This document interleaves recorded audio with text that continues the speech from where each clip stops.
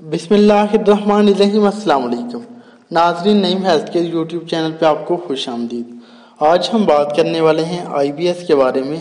بہت سارے جو ہیں ہمارے سبسکرائبر بھائی ہیں وہ کہ بار بار کہہ رہے تھے کہ بھائی ایک ویڈیو بنائیں، IBS کی جو مکمل ڈیٹیل ہے وہ ہمیں مہیا کریں۔ تو آج اسپیشلی جو ہے ویڈیو ان کی خدمت میں لے کر حاضر ہوا ہوں۔ تو آپ سے ریکویسٹ ہے کہ اس کی جو مکمل ڈیٹیل ہے وہ آپ کو اس ویڈیو میں ملے گی، تو آپ نے ویڈیو کو لاسٹ تک دیکھنا، اسکپ نہیں کرنا۔ چیلنج شروع کر لیتے ہیں۔ IBS کی فل فارم کی بات کریں تو یہ ہے اریٹیبل باؤل سنڈروم۔ بات کر لیتے ہیں اس کا تعلق کس کے ساتھ ہے۔ تو اس کا جو تعلق ہے وہ ہمارے برین اور لارج انٹسٹائن کے ساتھ ہے، یعنی ہمارے دماغ اور بڑی آنت کے ساتھ اس کا تعلق ہے۔ اس کے کچھ فیکٹس ہیں، یعنی کس وجہ سے ہوتی ہے۔ تو اس کی جو مین فیکٹس ہیں وہ اس میں سٹریس، انگزائٹی اور ڈپریشن جو ہیں وہ سرفہرست ہیں۔ یہ مین جو ہیں فیکٹس ہیں IBS ڈیزیز ہونے کے۔ IBS جو ہے بیسیکلی کرونک ڈیزیز ہے جس کی کہ مختلف قسم کی علامات پائی جاتی ہیں۔ اس میں یہ ہوتا ہے کہ ہماری جو لارج انٹسٹائن ہے اس کی جو باؤل موومنٹ ہیں وہ ریگولیٹ نہیں ہوتی، ٹھیک ہے، وہ ڈسٹرب ہو جاتی ہیں۔ اس میں کبھی کنسٹرکشن آ جاتی ہے، اسپام پڑ جاتا ہے، کبھی اس کی جو موٹیلٹی ہے وہ بڑھ جاتی ہے، کبھی اس کی موٹیلٹی جو ہے وہ کم ہو جاتی ہے۔ بات کر لیتے ہیں اس کی سمٹمز کی۔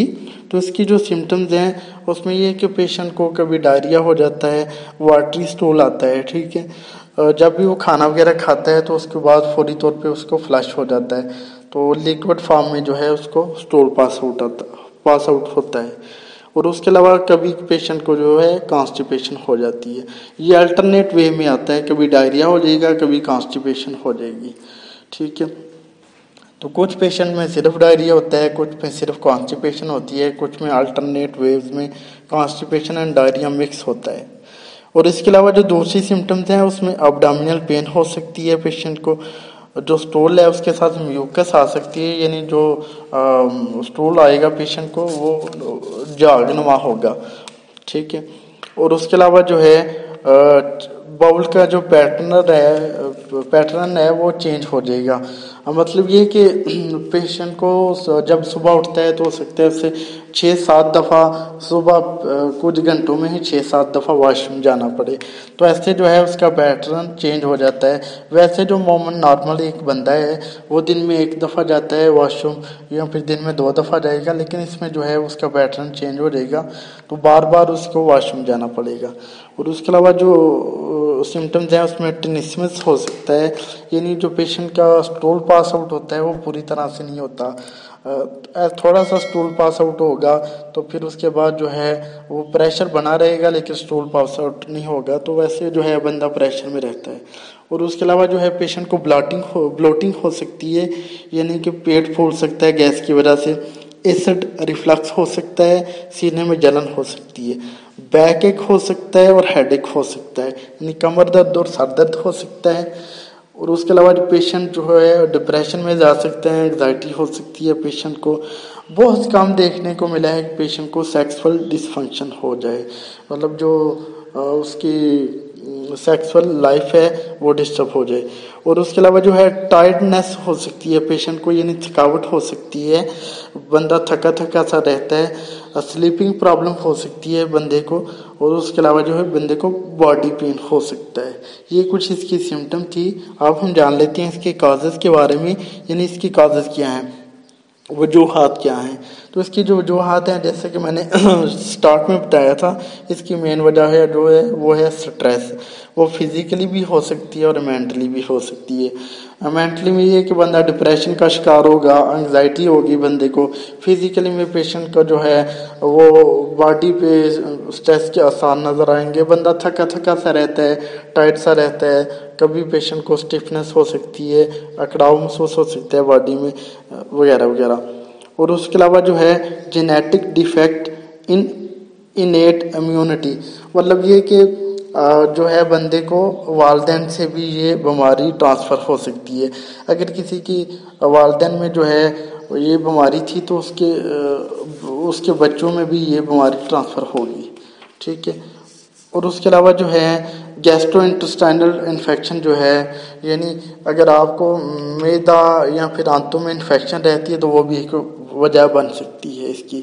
Over growth of bacteria in small intestine, جو ہماری چھوٹی آنتیں ہیں اس میں بہت سارے بیکٹیریا رہتے ہیں، تو بعض کا یہ ہوتا ہے کہ بیکٹیریا کی گروتھ جو ہے بہت زیادہ بڑھ جاتی ہے، تو وہ پھر بینیفٹ دینے کے بجائے الٹا باڈی کے لیے نقصان دہ ثابت ہو سکتے ہیں، تو یہ بھی ایک وجہ ہے۔ اور اس کے علاوہ جو ہے فوڈ الرجی، کچھ لوگوں کو کچھ کھانے پینے کی اشیاء سے جو ہے الرجی ہوتی ہے، تو یہ بھی ایک وجہ بنتی ہے آئی بی ایس کی۔ یہ تھی اس کی کازز۔ اب ہم جان لیتے ہیں اس کے ڈائگنوزس کے بارے میں۔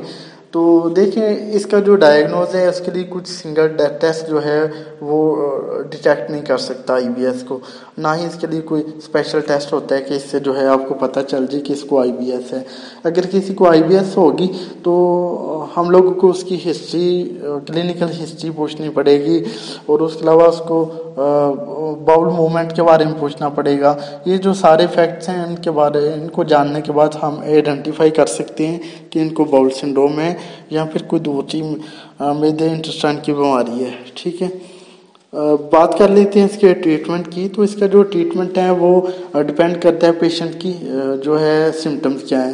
اگر پیشنٹ کو فی الحال ڈائریا ہوا ہے تو اس کو ڈائریا کا ٹریٹمنٹ دیا جائے گا، اس میں اینٹی بایوٹک چلائی جائے گی، سپروفلاکسسین 500 mg BD، فلیجل جو ہے 400 mg TDS میں، اور ساتھ میں اگر ابڈامینل پین ہے تو اس کو میبیورین MR دے دیں گے TDS میں، اور باقی جو بھی سمٹمز ہیں اس کے مطابق چلیں گے۔ اگر پیشنٹ کو بار بار کانسٹیپیشن ہو رہی ہے تو اس کو اینٹی کانسٹیپیشن میڈیسن دیں گے، جیسا کہ ڈوفیلیک سیرپ دے سکتے ہیں، لیگزوبران سیرپ دے سکتے ہیں، یا پھر لیگزوبران ٹیبلٹ دے سکتے ہیں۔ تو ایسے جو ہے آپ اس کو ٹریٹ کر سکتے ہیں۔ اس کا ٹریٹمنٹ جو ہے اسپیشلی سمٹم پہ ڈیپینڈ کرتا ہے۔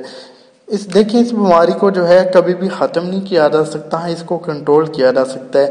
اگر آپ ڈائٹری پلان کے ساتھ چلیں، کچھ پرہیز کریں، تو اس سے جو ہے آپ اس بیماری سے کس سمٹم سے بچ سکتے ہیں۔ لائک باہر کے کھانے نہیں کھانے، فاسٹ فوڈ سے پرہیز کرنا ہے، تیز مرچ مسالے والی چیزوں سے پرہیز کریں، بیکری کی اشیاء سے پرہیز کریں، جو فرائڈ فوڈز ہوتی ہیں سموسے پکوڑے ٹائپ، ان سے پرہیز کریں، کولڈ ڈرنک سے پرہیز کریں، تاکہ جو ہے آپ کا اسٹامک بہتر رہے، تو آپ کی جو سمٹمز ہیں وہ کافی کم رہیں گی، تو آپ بار بار جو ہے وہ پریشانی کا شکار نہیں ہوں گے۔